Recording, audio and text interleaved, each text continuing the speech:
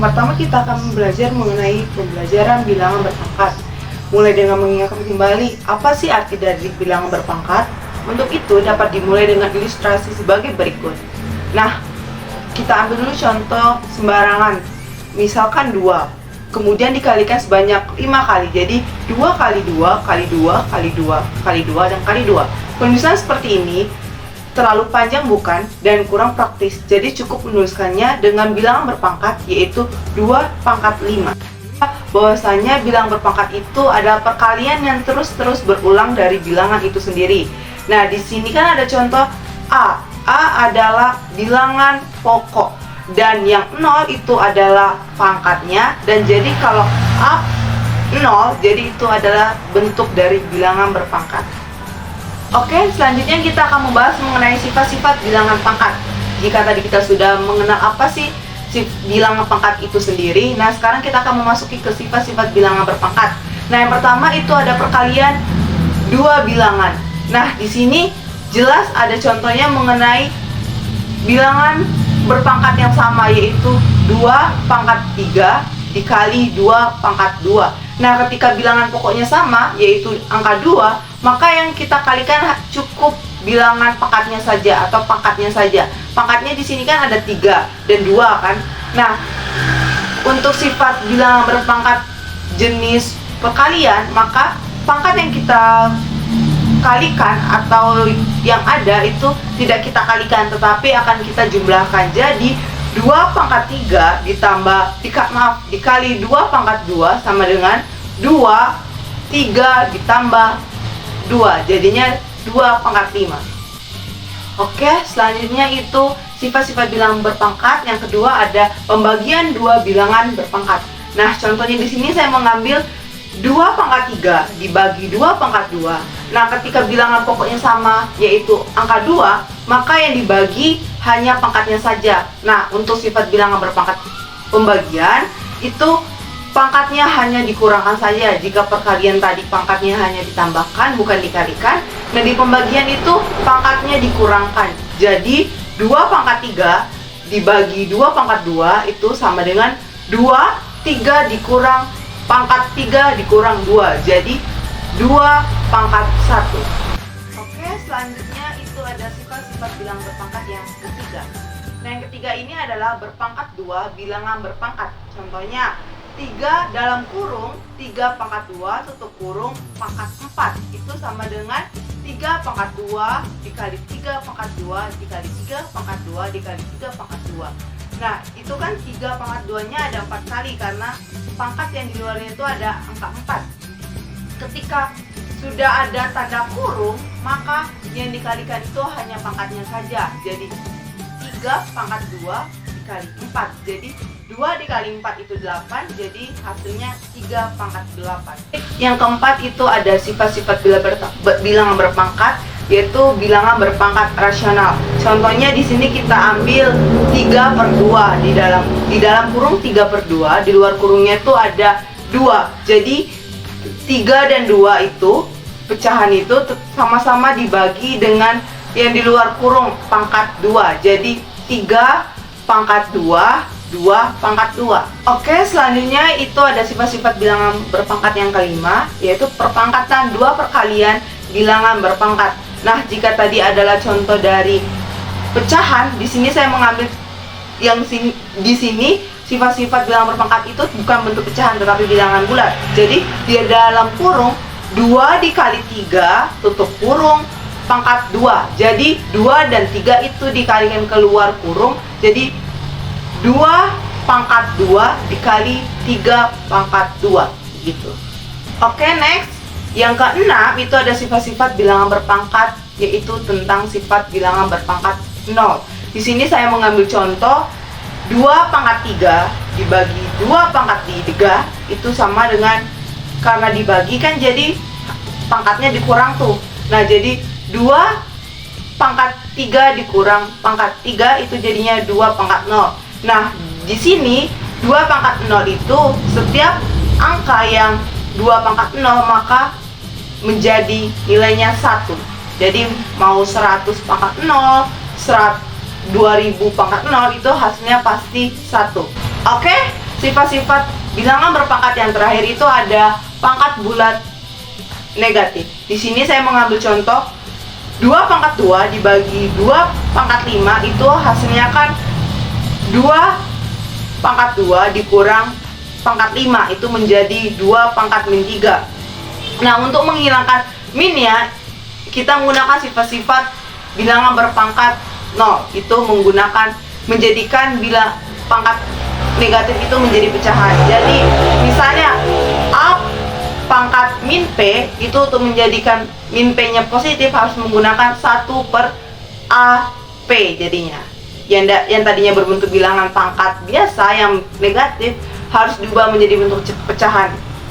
Jadi kalau seperti contoh seperti ini adalah A pangkat min 3, agar min 3 nya tidak menjadi negatif harus diubah menjadi pecahan terlebih dahulu menjadi 1/2 pangkat 3.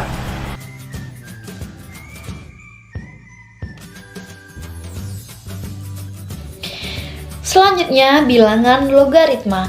Yang pertama, pengertian bilangan logaritma. Kita sudah mengenai bilangan berpangkat. Berapa? 2 pangkat 3. Setelah dijawab bahwa 2 pangkat 3 sama dengan 8, maka pertanyaan diubah menjadi 2, dipangkatkan berapa supaya menjadi 8. Di sini letak konsep logaritma, yaitu mencari pangkat jika bilangan pokok dan hasil berpangkatnya diketahui. Pertanyaan, 2 dipangkatkan berapa menjadi 8? Ditulis 2 log 8 sama dengan 2x sama dengan 8, 2 log 8 sama dengan x. Jadi, secara umum A log B sama dengan C. Material A pangkat C sama dengan B, di mana A, B, C elemen dari A lebih dari O, ketidaksamaan 1, B lebih dari O, keterangannya. Yang pertama, A disebut bilangan pokok logaritma jika bilangan pokok 10 tidak ditulis. B disebut bilangan yang dicari logaritmanya. C adalah hasil penarikan logaritma. A logaritma X Y sama dengan A log X plus A log Y. Bukti, misalnya X sama dengan A pangkat P, Y sama dengan A pangkat Q, X Y sama dengan A pangkat R. Maka A pangkat P dikali A pangkat Q sama dengan A pangkat R material. A pangkat P plus Q sama dengan A pangkat R material P plus Q sama dengan R, dan seterusnya. Padahal dari definisi X sama dengan A pangkat P material P sama dengan A log X, dan seterusnya. Selanjutnya, Y sama dengan A pangkat Q material Q sama dengan A log Y, dan seterusnya. Selanjutnya itu X Y sama dengan A pangkat R di material R sama dengan A log X Y, dan seterusnya. Substitusi 2,3,4 kedalaman 1 didapat A log X plus A log Y sama dengan A log X Y. Selanjutnya B, A log X per Y sama dengan A log X min A log Y. Misalnya X sama dengan A pangkat P, Y sama dengan A pangkat Q. X per Y sama dengan A pangkat R, maka A pangkat P per A pangkat Q sama dengan A pangkat R material A pangkat P min Q, ketidaksamaan A pangkat R material P min Q sama dengan R, seterusnya. Padahal dari definisi X sama dengan A pangkat Q material P sama dengan A log X, Y sama dengan A pangkat Q material A sama dengan A log Y. A per Y sama dengan A pangkat R sama dengan A log X per Y. Substitusi 2, 3, 4 kedalaman 1 di dalam A log X min A log Y sama dengan A log Y sama dengan A log X per Y. Selanjutnya C. A log X pangkat N sama dengan N kali A log X. Bukti A log X pangkat N sama dengan A log atau N faktor. Menurut sifat 1, A log X atau N suku sama dengan N kali X kali A log X. Menurut definisi perkalian, jadi A log X pangkat N sama dengan N kali log X. Selanjutnya D. A log X pangkat M per N sama dengan M per N dikali A log X. Bukti A log X M per N sama dengan A log X pangkat 1 per N pangkat M. Itu menurut definisi pangkat. Selanjutnya sama dengan M kali A log X pangkat 1 per N menurut sifat 3. Selanjutnya M kali 1 per N A log X. Itu menurut sifat 3. M pangkat N A log X. Selanjutnya E. A log X sama dengan log X per log A. Misalnya A log X sama dengan Y, material X sama dengan A pangkat Y. Definisi material log X sama dengan log A pangkat Y. Kedua ruas dijadikan logaritma. Selanjutnya material log X sama dengan Y log A menurut sifat 3. Material X sama dengan log X per log A. Perkalian diubah menjadi pembagian. Selanjutnya material A log X sama dengan log X per log A karena A log X sama dengan Y. F. A log Y kali X log Y sama dengan A log Y. Bukti A log X dikali X log Y sama dengan log X per log A dikali log Y per log X. Sifat menurut nomor 5 sama dengan log Y per log A. Penyederhanaan perkalian pecahan sama dengan A log Y. Sifat nomor 5.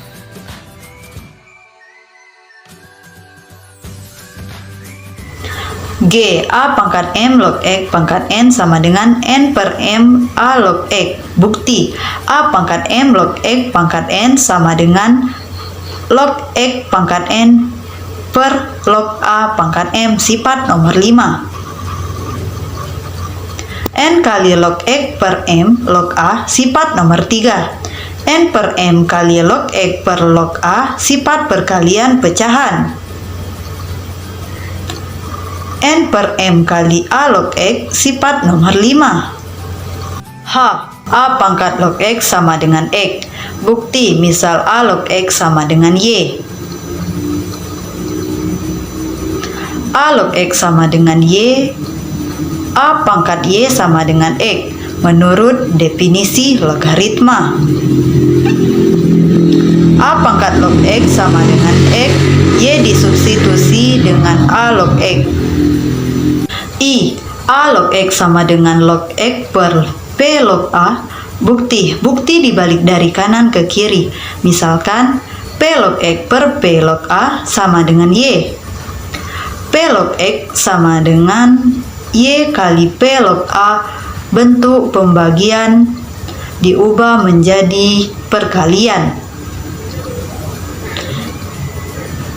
X sama dengan P buka kurung Y kali P log A. Definisi logaritma. X sama dengan P pangkat buka kurung Y kali P log A tutup kurung buka kurung Y tutup kurung. Sifat komunikatif perkalian. X sama dengan buka kurung P pangkat P log A tutup kurung pangkat X. Sifat berpangkatan. X sama dengan A pangkat Y menurut sifat nomor 6. Y sama dengan A log A menurut definisi logaritma. P log X per P log A sama dengan A log X dari pemisalan. J. A log 1 sama dengan 0. Bukti misal A log 1 sama dengan Y. Menurut definisi logaritma, A pangkat Y sama dengan 1. Maka bilangan yang memenuhi persamaan logaritma tersebut adalah Y sama dengan 0, sebab A pangkat 0 sama dengan 1. Sehingga A log 1 sama dengan 0. K. A log X sama dengan A log Y, maka X sama dengan Y. Bukti misal A log X dan P dan A log Y sama dengan Q. Dari A log X sama dengan P, maka X sama dengan A pangkat P. Dari A log Y sama dengan Q, maka Y sama dengan A pangkat Q. Karena A log X sama dengan A log Y, maka P sama dengan Q. Karena P sama dengan Q, maka A pangkat P sama dengan A. Sama dengan A pangkat Q karena A pangkat P. 3. Penerapan logaritma.